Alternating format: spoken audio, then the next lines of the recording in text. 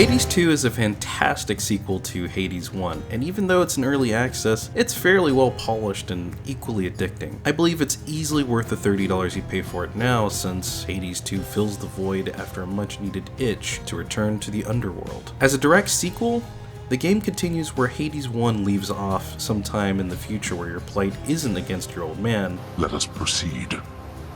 The Titan of Time, Kronos, an actual villain. Caught in a different setting, a bewitching world, and surrounded by new faces and enemies alike, Hades 2 finds its own voice in an already dark world of bad, boring games. Long story short, it's a fulfilling experience that I think everyone who enjoys roguelikes should play, and makes a great addition to an already diverse library of the genre itself. There's the video. But if you don't have the attention span of a meatball, feel free to explore why Hades 2 is so good so far.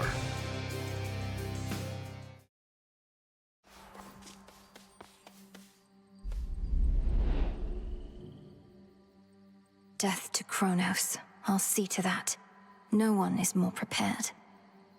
Beyond the mists of Erebus, there should be a way down. Too risky heading through Elysium, and too risky to stay. Alright, it's time. The game follows Zagreus' younger sister, Melinoe, wandering through an enchanted forest. But this isn't your average fairy tale. You go on to fight new minions of the underworld, as well as your own master. Welcome to the edge of Erebus. Well done, Melinoe. Are you supposed to help me? And did I mention the game is just as difficult as Hades 1? Oh my fucking god, I dashed back into it. The moon was witness to our clash this night. Oh, so blasted close. Regardless of getting filtered by Grandma and Elite, I kept coming back for more just to discover the rich world and lore crafted delicately by Supergiant Games. And just like every other game, all the aspects of what makes a game go from good to great are checked off the list.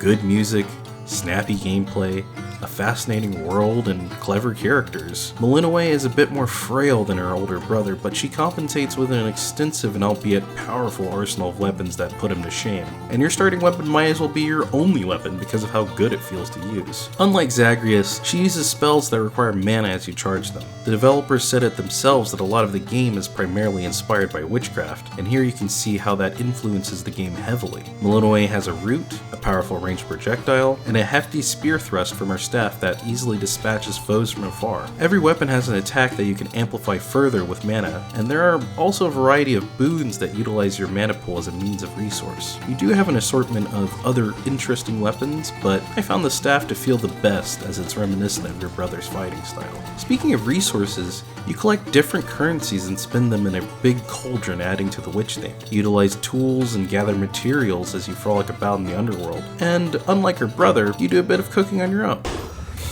Dark of chaos, light of moon, heed now my will. It is done.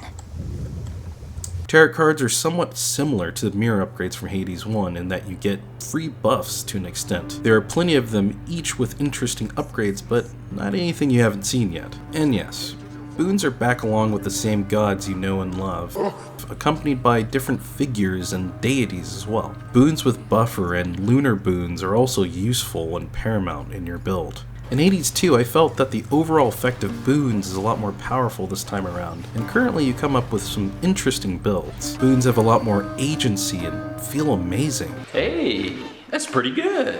There are hexes you can put on enemies, a Daedalus hammer improvement you use to double your attacks, and scorch attacks to help dispatch foes with dots. As a sequel, I found that everyone in Hades 2 is hot as hell. Grandma with abs, a character similar to Meg, and Odysseus. I remember finding a spider lady who threads dresses and a man who loves staring at himself in a pool, yet showered me with his unwanted gifts. In Hades 2, the cast never ceases to interest me with bouts of dialogue and playful banter. With Nectar back on the menu, I always enjoy seeing the reactions of my favorite characters. Unlike Hades 1, where you're making escape attempts, each life you give is used to advance towards a war against Kronos, as he's the new ruler of the underworld. This magic.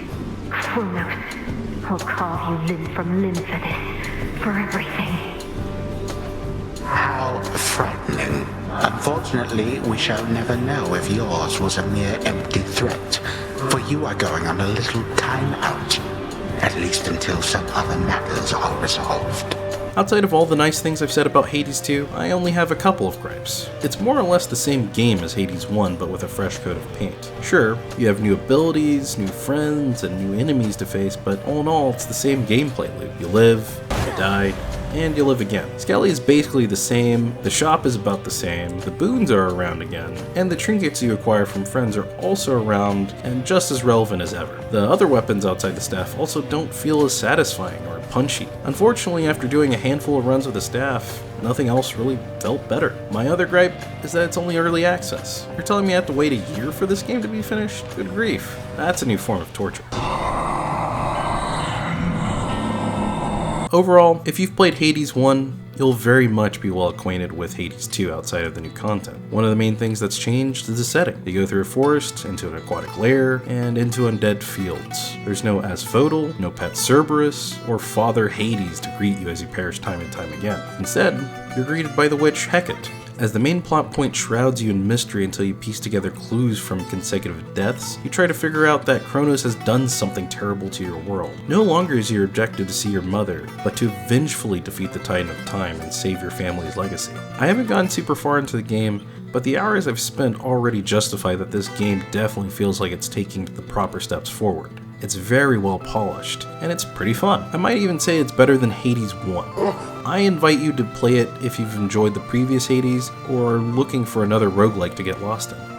In conclusion, Hades 2 very much lives up to the hype it so well deserves. It stands as another enjoyable adventure that's well crafted, and an absolute joy to play from Supergiant Games. Fun, well polished, and clever design make this a new go-to for me when I want to play something. Perhaps you won't want to play this title if you hate challenging games, Greek mythology, or cute frogs. As an advocate and Prime Minister of all things fun, please just do yourself a favor and buy Hades 2 already. I'm wasting my own time writing this review and not playing the game currently. I hope you enjoyed this video. Please feel free to drop a like and leave a comment and catch my stream from time to time. Have a beautiful day, and as always, Death to Kronos.